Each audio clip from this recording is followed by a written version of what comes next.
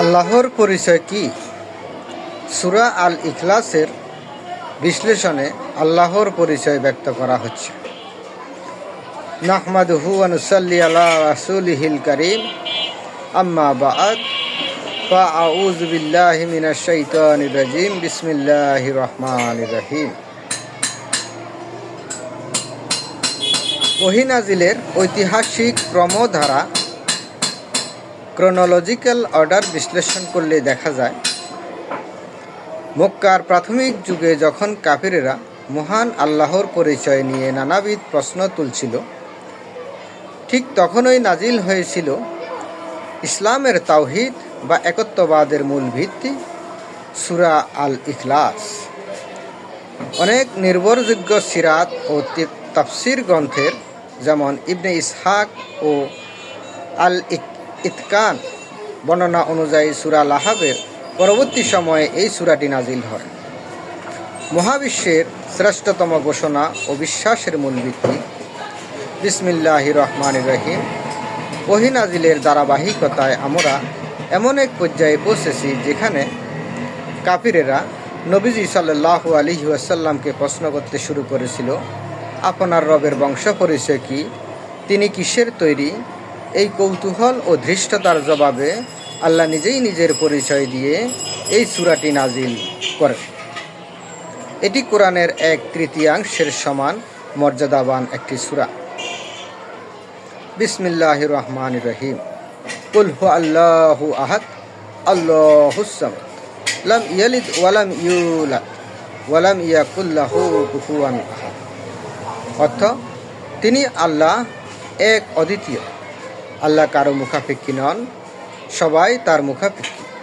তিনি কাউকে জন্ম দেননি এবং তাকেও জন্ম দেওয়া হয়নি, এবং তার সমতুল্য কেউ নেই।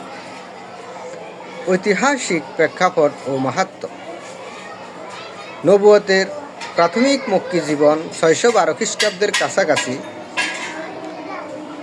মক্কার মুশরিকরা মূর্তি পূজা করত এবং তারা মনে করত স্রষ্টাদেরও বংশতালিকা আছে। তারা যখন আল্লাহর নসব বা বংশ পরিচয় জানতে চাইল, তখন আল্লাহ এই 4টি আয়াতের মাধ্যমে চিরকালের জন্য সকল বিভ্রান্তির অবসান ঘটালেন। সহিহ হাদিস অনুযায়ী এই সূরাটি একবার পাঠ করা পুরো কোরআনের 1/3 পাঠ করার সমান সওয়াব বহন করে। কারণ কোরআনের মূল 3টি বিষয়ের তাওহীদ, রিসালাত ও পরকাল, এর মধ্যে তাওহীদ বা আল্লাহর একত্ববাদের পূর্ণ নির্যাস এখানে রয়েছে। বৈজ্ঞানিক ও তাত্ত্বিক বিশ্লেষণ। আহাদ বনাম ওয়াহিদ। আরবিতে ওয়াহিদ মানে এক, যা 2-3-এর অংশ হতে পারে, কিন্তু আহাদ এমন এক একত্ব যা অবিভাজ্য।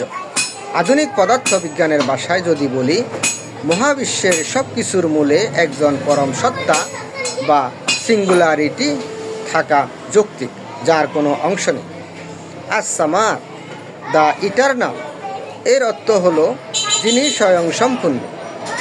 আধুনিক বিজ্ঞান বলে প্রতিটি বস্তু বা প্রাণীর বেঁচে থাকার জন্য অক্সিজেন, খাবার বা শক্তির প্রয়োজন, কিন্তু আল্লাহ সামাদ, অর্থাৎ তার কোনো কিছুরই প্রয়োজন নেই, বরং মহাবিশ্বের প্রতিটি কণা তার উপর নির্ভরশীল। এটিই হলো পরম শক্তির বৈজ্ঞানিক ধারণা। আমাদের জীবনে এর প্রয়োগ ও আমল আখলাক, একনিষ্ঠতা, ইখলাস। এই সূরার নামই হলো ইখলাস বা বিশুদ্ধতা। আমাদের প্রতিটি কাজ যেন কেবল আল্লাহর সন্তুষ্টির জন্য হয়, লোক দেখানোর জন্য নয়। নির্ভরতা কেবল আল্লাহর উপর। আমরা যখন বিপদে পড়ি, তখন মানুষের পেছনে না ছুটে আস-সামাদ, রবের কাছে সাহায্য চাওয়া উচিত। কারণ মানুষ নিজেই অভাবী, আর আল্লাহ অভাবমুক্ত, চিন্তার মুক্তি।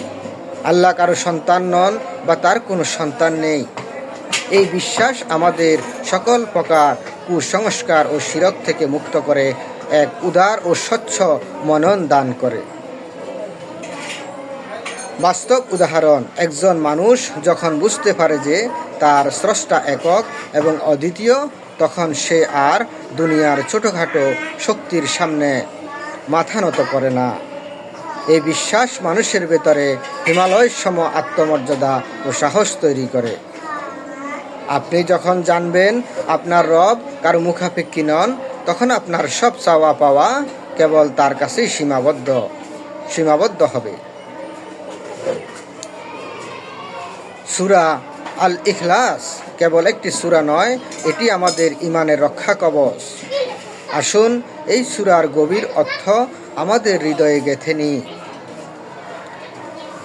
পরবর্তী পোস্টে আমরা আলোচনা করব ক্রোনোলজিক্যাল অর্ডার অনুযায়ী পরবর্তী নাজিলকৃত সূরা নিয়ে, যা আমাদের জীবনের যাবতীয় অকল্যাণ ও অনিষ্ট থেকে বাঁচার পথ দেখায়।